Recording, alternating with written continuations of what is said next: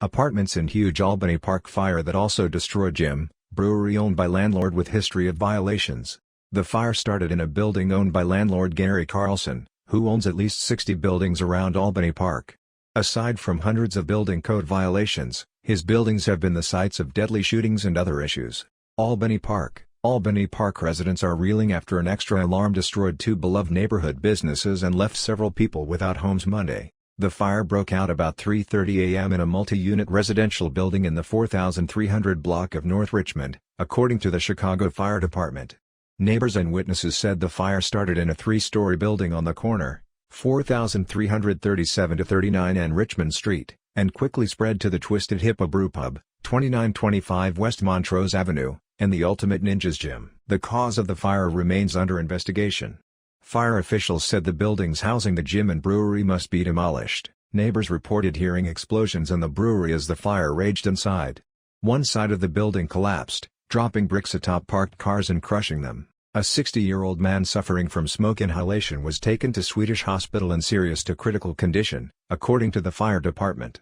No other injuries were reported. Resident Joe Bradkey said the fire started in a building owned by landlord Gary Carlson that neighbors the brewery. Carlson owns at least 60 buildings with more than 500 apartments in and around Albany Park and Irving Park, according to a 2016 investigation by the Sun-Times and the Better Government Association. Carlson's buildings have logged hundreds of code violations over the years and more recently have been the sites of deadly shootings and other issues. Bradkey said residents of Carlson's building were known for partying, drug use and throwing trash onto the roof of his building.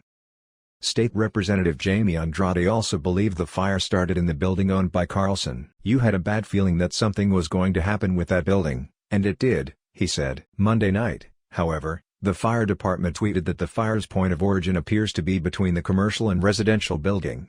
The gangway has two stair sets. The fire appears to have started under one. Fire officials did not respond to multiple requests for further comment or clarification, but the apartment building has two sets of stairs out back. Andrade said Carlson's properties have been an issue in the neighborhood and the landlord is currently tied up in court cases regarding these issues. When reached by Block Club, Carlson said he's owned the building on Richmond since 2006 and it included 21 apartments, though 3 were vacant.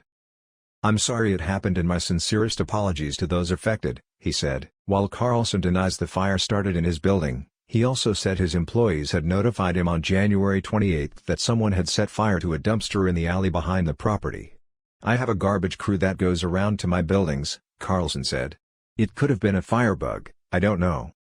Ricardo Leach, who has lived in Carlson's building for 13 years, said he was on the second floor when he woke up to the fire around 3:15 a.m. and fled out the rear of the apartment building into the alley. "The smoke and the heat were strong and as soon as I realized I was breathing smoke I got out," Leach said in Spanish. Leach said he didn't know how Monday's fire started.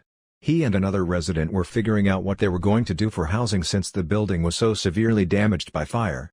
Red Cross volunteers were on the scene Monday afternoon working to help 7 displaced people across 9 households find alternative housing, Red Cross spokeswoman Holly Baker said. Albany Park resident Brian Pudell said he woke to shout and went to his living room to see an orange hue from the huge blaze across the street. He saw the fire starting to spread to Twisted Hippo and within 30 minutes heard explosions and saw the side of the building collapse, crushing cars on Richmond Avenue. About 150 firefighters were on the scene battling the blaze, according to the fire department.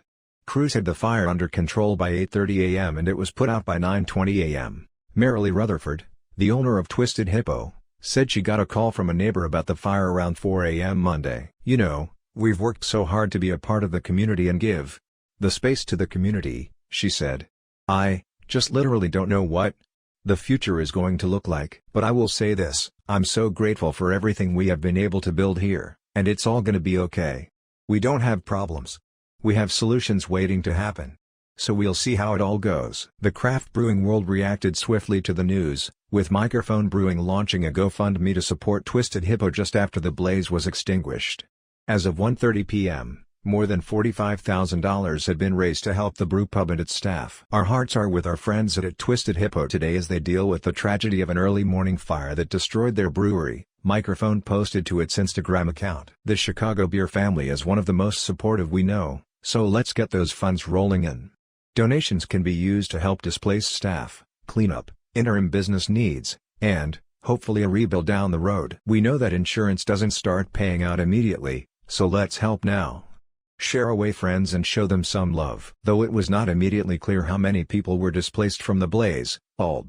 Rosana Rodriguez, 33rd, said her office is reaching out to her neighbors to provide assistance. Andrade said he's been getting calls all morning from neighbors devastated by the fire. "It's very devastating for the community," he said. "Yes, insurance is gonna cover everything, but it's a complete loss. It's just that we're in disbelief. Everyone's in disbelief."